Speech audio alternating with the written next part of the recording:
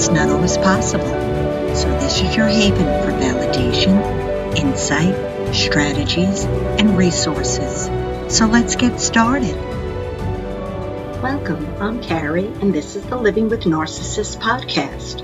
Throughout this season, I've been describing the traits of cluster B narcissism and giving examples of comorbidity and how the criterion traits may present in an individual. In Season 4, Episode 10, we spoke about malignant narcissism, which is a comorbid condition of narcissistic personality disorder, psychopathy, and the trait of sadism. Today, we'll talk about the Dark Triad Personality, described by psychologists as a comorbid personality that joins subclinical narcissism and psychopathy with the trait of Machiavellianism. Wait a minute, subclinical? What does it mean to have a subclinical diagnosis? In psychology, subclinical refers to low-level mental or emotional symptoms that are not severe enough to be considered a diagnosable disorder, but can still have a significant negative impact on a person's life. So basically, a person with a Dark Triad personality does not qualify for a Cluster B personality disorder. However, their behavior patterns are still very toxic and they create significant disruption in relationships. Now, let's examine each of the components of a Dark Triad personality.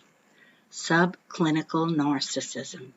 So subclinical narcissism can be thought of as a personality disturbance or a distortion as opposed to a disorder, because it doesn't necessarily hinder the person's day-to-day functioning.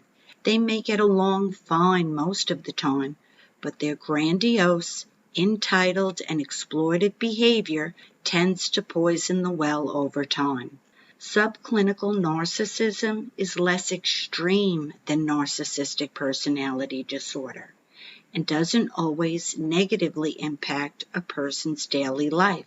It's a subclinical manifestation, so the individual falls short of meeting the diagnostic criteria for that particular personality disorder, but nonetheless creates havoc in interpersonal relationships. Both subclinical narcissism and narcissistic personality disorder involve narcissistic traits, such as an entitled sense of self, need for admiration, and a lack of empathy. The main difference is that NPD, narcissistic personality disorder, is a formal mental health condition, while subclinical narcissism is considered a spectrum that falls on the lower end of narcissism. Now let's talk about subclinical psychopathy. Subclinical psychopathy is a personality trait that's characterized by many of the same traits as psychopathy, but without the more severe antisocial behaviors. Subclinical psychopaths may exhibit the following traits: callousness, interpersonal manipulation, strategic social behavior, defection in situations that maximize gains, defection to low-value partners, and low empathy. Subclinical psychopaths can avoid incarceration because they don't commit crimes serious enough to warrant arrest. Instead, they may engage in dishonest activities and skirt around the edges of the criminal justice system.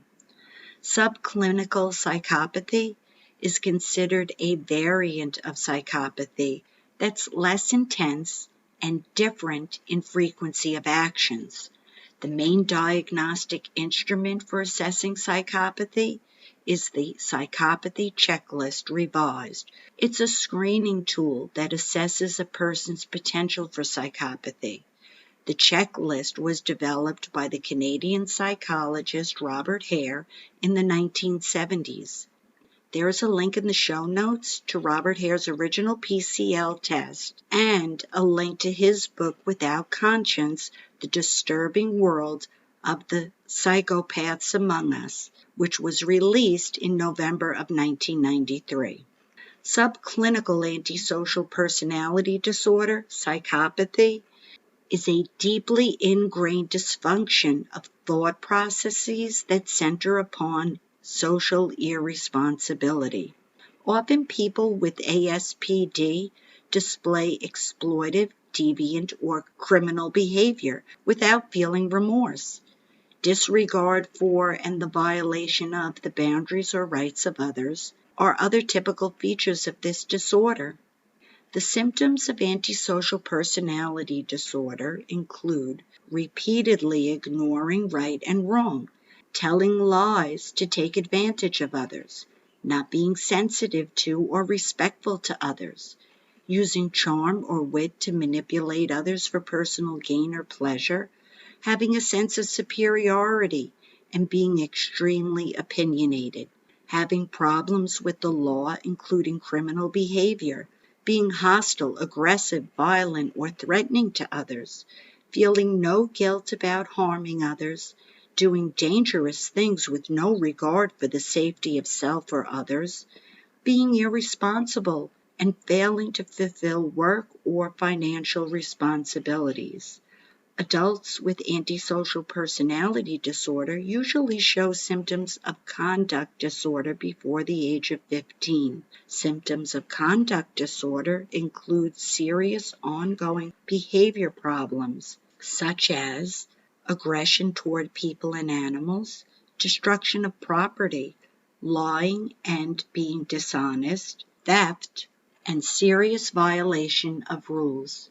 Antisocial personality disorder is considered to be a lifelong condition, but in some people, certain symptoms, particularly destructive and criminal behavior, may decrease over time. It's not clear whether this decrease is a result of the effect aging has on their mind and body, or an increased awareness of the impact that antisocial behavior has had on their life. Most studies on psychopathy have utilized the criminal population, so there's not a lot of studies on the subclinical psychopath. This is a recent discovery that is well documented in the story of nonviolent psychopath, neuroscientist James Fallon. There is a link to a video documentary about this discovery that he is a nonviolent psychopath. And finally, the last trait, Machiavellianism. Machiavelli was a diplomat, author, philosopher, and historian who lived in Florence, Italy during the Italian Renaissance. He's best known for writing The Prince around 1513, but it wasn't published until 1532, 5 years after his death. The Prince is a manual that teaches would-be tyrants how they should seize and maintain power. Many modern scholars, such as German philosopher Leo Strauss, have restated the traditional opinion that Machiavelli was a teacher of evil. If this is the manual that modern politicians and leaders are using, which it seems to be, it's easy to see why the world seems to be getting worse instead of better. In the fields of personal psychology, Machiavellianism, sometimes abbreviated Mach, is the name of a personality trait construct characterized by interpersonal manipulation, indifference to morality, lack of empathy, and a calculated focus on self-interest.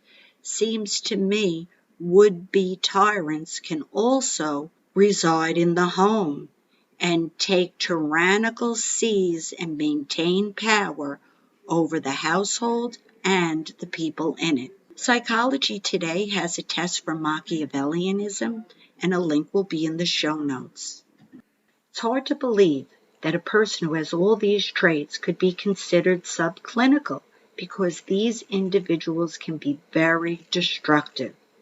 They walk among us, convincing us that they are like everyone else, and when their toxic traits rear their ugly head, their ability to manipulate without conscience that they are doing nothing wrong and that we are the problem because we expect them to adjust their behavior and to respect our boundaries.